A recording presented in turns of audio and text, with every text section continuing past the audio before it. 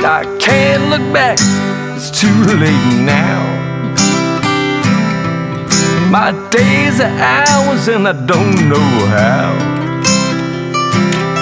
but I believe the great is still yet to come. I won't stop fighting, man, until I'm done. Hello and welcome to the 66th Breakfast Ball.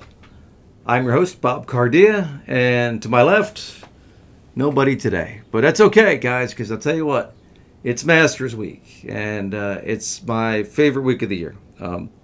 I know we've already had the Players' Championship, which I loved. Rory won, and it was a good watch. You know, got to play off the whole 9 yards. But nothing kicks off the year to me in golf like Augusta National. And if you ever have a chance to go, I'll tell you, it's it's fantastic. I went in 2009. I got my 2009 hat here on. It is something that you definitely would like to experience. Now, on a quick side note, today's topic is tournament mentality. And with that said, the dashing Richie Stoltz, my assistant at the South Jersey Golf Schools, entered his first tournament this past week. And I am pleased to say he finished in second place. So if you see Richie around the Golf Academy or you happen to bump into him at one of our events, please congratulate him on his opening debut this season. Yeah, like I said, I went to the Masters in 2009. And I'm going to give you a few things that if you've never been, that you'll never know from just watching the TV set. One, it's way more hilly than it looks like on TV.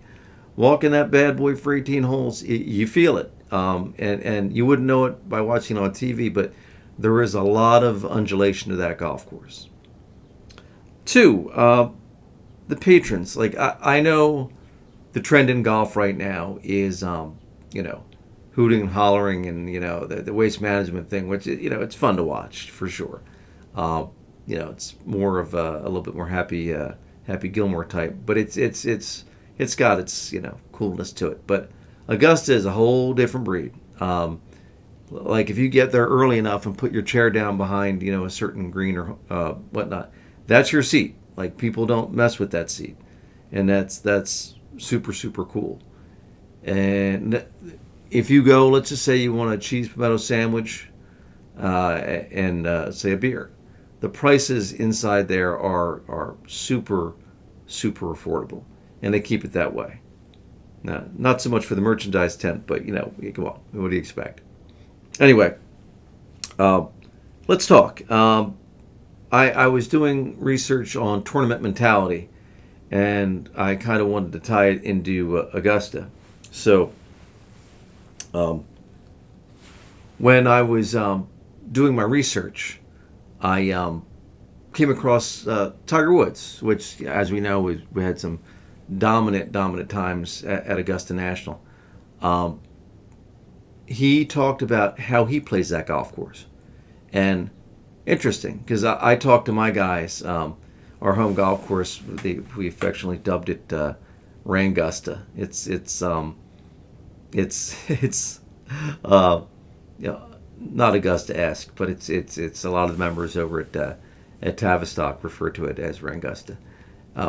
What he talks about is playing the golf course from the green back to the tee, and the mentality of what Tiger was saying is, first things first, where's the flag?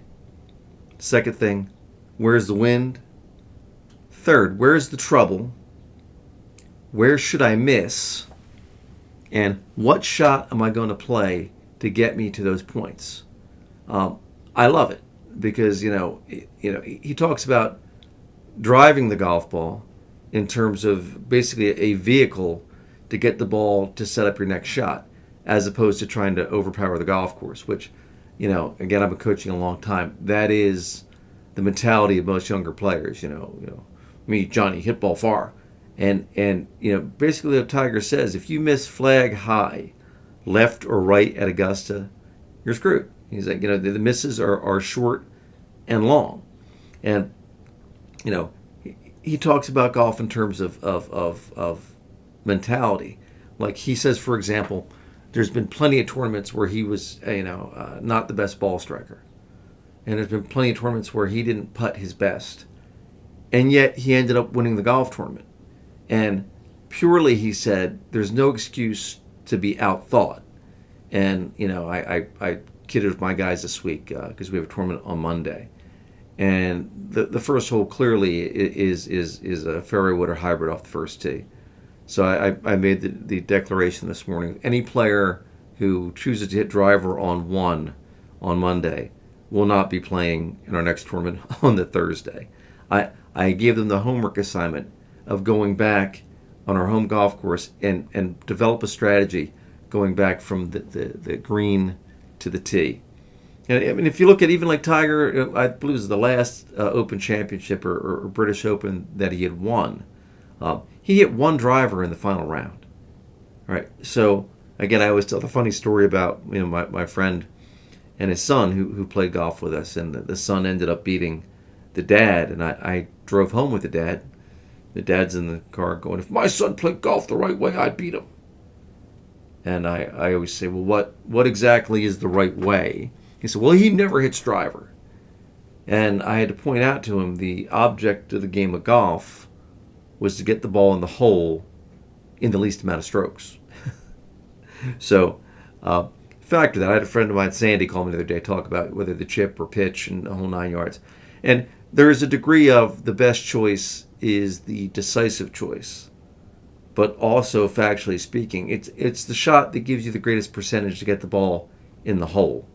And that's something that we talk about in great length when you play with me, is the object of the game is to get the ball in the hole in the least amount of strokes. Set up your approach shot. Select the club that's the greatest possibility of success. If you can't pull a shot off 7 out of 10 times, then probably not worth hitting. Obviously, if you win a conference championship, you need a birdie, 18. Some of that, it needs to be benched. But on the whole, you got to play your percentages. I love. I talk about Jack Nicklaus also. Nicklaus, great, great strategist also. I remember they had asked him at one point, how he felt about playing against the greatest players of his era, and he basically said, I didn't play against them. And my light just died on me here, folks. Let me see if I can push that light back up again. Oh, there we go. He said, I didn't play against the greatest players of my era. And the reporter got all frustrated. And basically Nicklaus said, which is a remarkable belief system that I love, he goes, I didn't play golf against the best players of my era. I played against the golf course designer.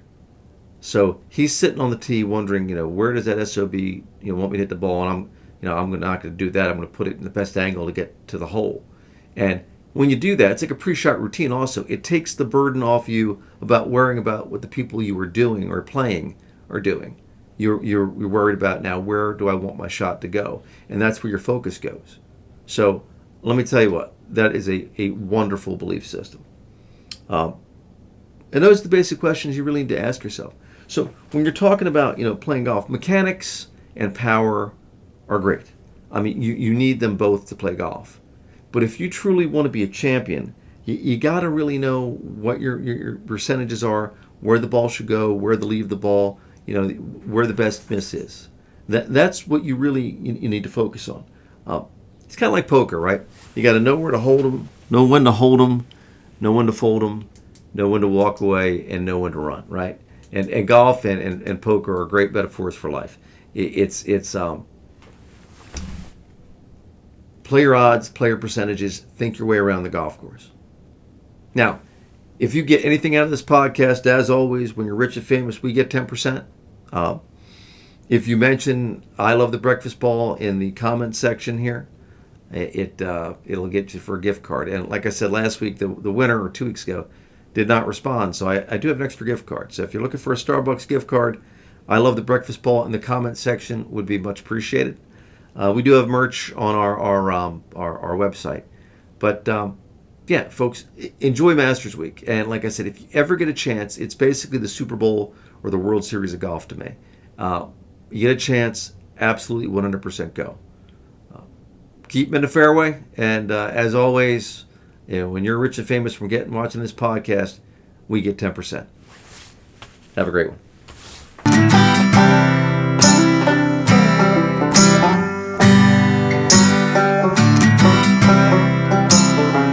Glass of bourbon, ha.